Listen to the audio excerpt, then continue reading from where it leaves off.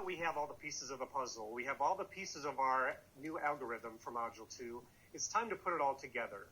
So we're going to now demonstrate techniques using these Module 2 concepts, first looking at different sections of the spine. The first thing we're going to do is we're going to review our functional movement assessments. All right, so we're going to have our patients bring your feet together, arms at your side, and now let me see you bring your chin to your sternum. And that's dysfunctional. Painful? A little bit. Okay. Now let's have you extend your head back, look up at the ceiling. And that's functional. Any pain? No. Okay. Let me have you rotate your head to the right. And now a previous modification to this was to bring his chin to mid-clavicle. Can you do that? All right. And that's dysfunctional. He's cheating a little bit. Any pain? No. Okay. And then rotate left. And then again, chin to mid-clavicle. Again, that's dysfunctional. Pain? No. All right. Let's have you turn and face the windows. And bring your right hand, feet together. Bring your right hand behind your back to the spine of your scapula. Dysfunctional. Painful? Okay. And then let's catch your left shoulder, hand behind your back to the spine of your right. Again, dysfunctional. Painful? Okay. And right hand over your head to the spine of your scapula. Okay. And that's functional. And relax. And then left. Okay, he's compensating a little bit that. I'm going to call that dysfunctional. All right, and relax. Let me have you turn to the side. Again, feet together.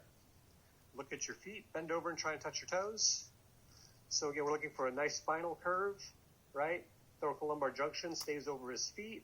He gets a posterior weight shift. He's a little bit more flexion here, so that may be dysfunctional in the thoracic spine. Okay, come up tall, hands to the ceiling, and let's see you back bend. Nope, the other way. There we go. And again, he's not getting a good symmetrical curve in his spine. All right, let's have you turn and face the windows again. Feet together, arms at your side. And then let's have you rotate right, hips and shoulders. We're looking for 50 degrees and 50 degrees, and that actually looks pretty good. All right, any pain with that? Rotate left. Again, he's getting past 90, so he's getting good rotation through his shoulders and his hips. Okay, that looks good. Go ahead and turn and face the other way again. Now we'll look at single leg stance. Bring one foot up. We're going to hold that for 10 seconds, although he's losing balance right away. Okay, we know that's dysfunctional. All right, let's go the other leg up. Ideally 10 seconds. He's a little better on this side. And then let's have you close your eyes. And that becomes dysfunctional. Okay. And then the last thing is a squat. And again, we're going to use the previous method of a squat. This ties in with our Graston technique protocol well. Let's have your feet shoulder width, feet straight ahead, hands to the ceiling. Keep your feet flat on the floor, and let's see a squat. And that's dysfunctional. Any pain with that? Okay. And so we want to start from the top down, and we're going to, again, look at the dysfunctional, non-painful patterns first. But we still don't know if his dysfunctions are due to a lack of mobility or due to lack of motor control. And also, before we go there, we're also going to add in one new functional test. This is called the elbow curl test. I'm going to have you take your hands, we call this a golf grip, with your IP joints flexed, your MP joints in neutral. Knuckles against your temples, thumbs down. And now without flexing your wrists, can you bring your elbows together? And he cannot. That's dysfunctional. Any pain with that? No. Okay. But again, we don't know if that's due to a lack of mobility or lack of motor control. So it's time to break these down. So now let's have you on the table on your back.